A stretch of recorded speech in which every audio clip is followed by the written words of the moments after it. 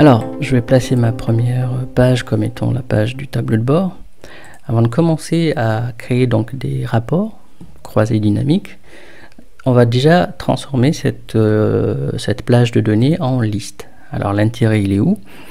L'intérêt, c'est que la zone en plage de données dynamique va intégrer automatiquement nos nouvelles données qu'on collera en dessous.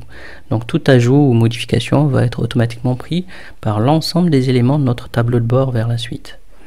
Alors, pour transformer cette plage en liste dynamique, c'est soit on choisit un style de tableau, donc dans la zone mettre sous forme de tableau, ou on passe par le menu insertion, donc c'est pareil, hein, nous l'avons ici, à ce niveau. Donc je clique dessus, voilà. Donc la question, est-ce que vous avez des en-têtes? Bien sûr, il faut que ce soit coché pour qu'en fait, il ne vous crée pas des en-têtes qui ne sont pas nommées. Il a bien pris la base, donc je fais OK, et voilà. Donc, vous allez remarquer qu'à la fin, donc ce tableau de bord, enfin ce tableau plutôt, intègre une limite. Cette limite, c'est ce petit point que vous voyez en dessous, qui permet en fait de savoir où s'arrête notre tableau. Si les coloris vous plaisent pas, donc vous remarquez que quand on est dans le tableau, on a en fait un onglet qui s'appelle Création. Cet onglet en fait vous permet de gérer la mise en forme, le nom du tableau et aussi générer en fait un tableau croisé dynamique à partir de cette zone dynamique. Alors si la couleur vous plaît pas, ben, il suffit simplement de changer. Voilà, je prends celui-là, mais ça ne joue pas sur les données. Maintenant les nommages. On a parlé des nommages. Il faut nommer tous les éléments actifs de votre tableau de bord pour pouvoir vous y repérer quand vous allez revenir dans quelques mois.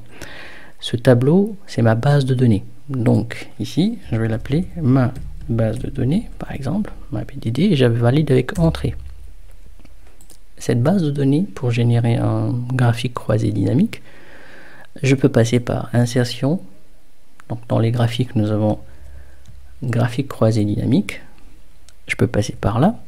Je peux créer un tableau croisé dynamique. Il faut savoir qu'un graphique croisé dynamique a forcément besoin d'un tableau croisé dynamique. Donc de toute façon, il faudra en créer un. Dans le menu création, vous avez un bouton tableau croisé dynamique aussi. Donc c'est plus simple dès que vous nommez votre base de données de cliquer sur ce bouton là. On y va. Très bien. Donc ici nous avons notre nom qui est repris. C'est la seule chose qu'il faut vérifier à cette étape. Lorsque vous allez créer votre base de données, il faudra, lorsque vous avez renommé la base de données, que le tableau croisé dynamique s'appuie plutôt sur ce nom et pas une plage. Sinon, veuillez recommencer.